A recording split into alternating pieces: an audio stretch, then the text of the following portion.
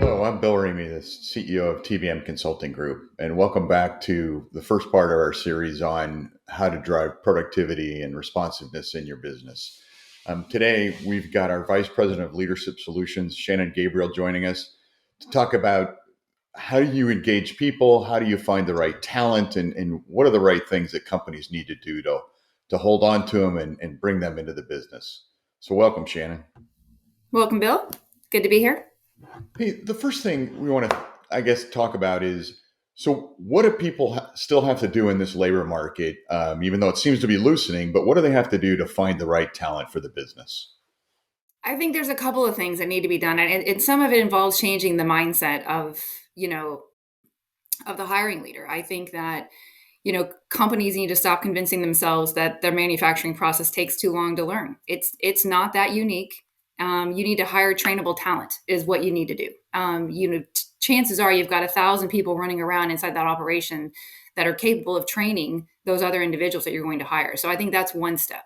It's a limiting factor to just focus on specific industry experience. I think that companies need to build creative hiring and recruiting strategies. Reliance solely on Indeed is and LinkedIn is not a winning strategy. And I think that they need to be mindful of the interview process. Years ago, what's changed is we were able to interview people and we screened them so hard, but we never actually shared with them the value of why they should come to work for us. And so I think that, with the competition being what it is for good talent, be that good leaders or good operators, I think we have to create an interest for them to mark us as the top choice. Yeah, that's interesting, right? So it is a little more on explaining to the candidates of why us as opposed to why you. That's right. That's Yeah. right. It's in the competition, the war on talent's tough right now. So I think that we've got to paint the picture of what value we bring to them. So, kind of as a follow on to that, I think one of the things we've seen in several, if not many, of the organizations we work with is that first 90-day churn is where we Mhm. see a lot of the turnover. What do they have to do now that they've gotten them through the interview process to onboard them effectively and slow down that 90-day churn? Well, I know that speed is our mantra at TBM, but speed is not going to benefit you. It's the challenge with onboarding, and all too often because they're typically already far behind, they speed through that interview, the onboarding and training process, and you've really got to follow the process without skipping steps. You can't expedite them through that quickly and assume that they're okay and they're ready to go. It looks good, sounds good. They're ready. You've got to follow the process regardless of where you're at. So that's one part. And I think you've got to attach the right trainer. I think that the most skilled operator may not be the most solid trainer. I think that having the wrong trainer with a new employee can take them from a high potential employee to an ex employee within 10 days. That's Interesting. that's where that's where we're seeing it the most right now with clients. Yeah.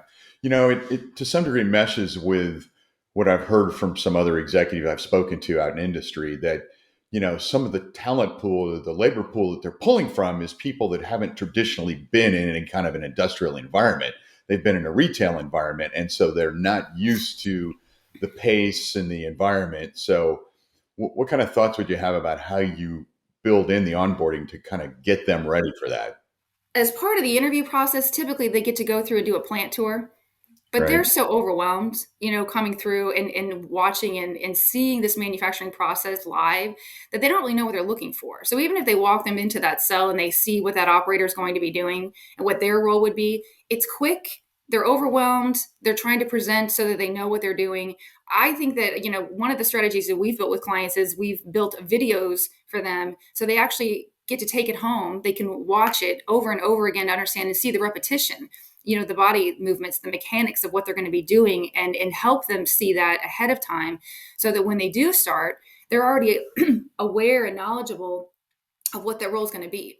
And we also, I think, need to set them up, if we're talking about operators, that that first day and that first week you're going to be exhausted. Everything's going to hurt, and that's okay. It'll get better, it'll improve.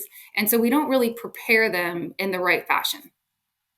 That then just screams to me that some of the things we know about running an effective production operation of work rotation so that people for 8 hours don't do the same thing, and they should Hmm. rotate people through different roles at intervals so that you lessen the impact of that. Um, Hmm. and I don't know this empirically, but I'm not sure that's one of the things a lot of people do all that well. Yeah, I'd agree. So, if you could summarize by think, what do you think the top two or three tactics that people really need to hone in on to be the most effective at acquiring and retaining the talent they need to really be successful in the business?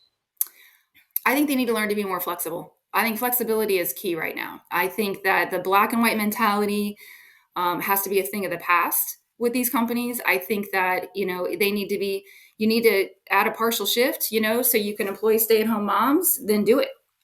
If you need to give a hybrid schedule for a top performer that needs some flexibility so they can excel at both jobs, be it being a mom and being a, leader on the team, do it. I think that if, you're going to do performance evaluations twice a year, I think maybe let the employees grade you as well.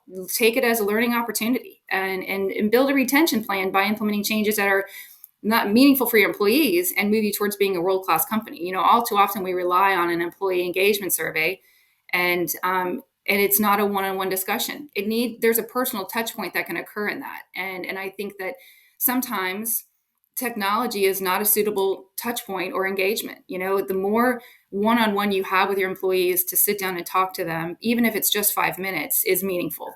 That really meshes with our view of just in general as a practice of going to the point of impact and talking to people and engaging, right? Just like we do in a Mm-hmm. Kaizen team, it gives them a voice, and Yep. you learn a lot more by being out talking to them than you do from any survey or electronic means, right? Because those are too impersonal, and so you don't Mm-hmm. get the real effect of what they think. Completely agree. Yeah. Well, look, great thoughts, Shannon. Appreciate having you with us today. To our listeners, we've got three more videos in the series around supply chain, around ESG, and productivity. And we look forward to seeing you on future videos. Thanks and have a good day. Thanks, Bill. Thanks.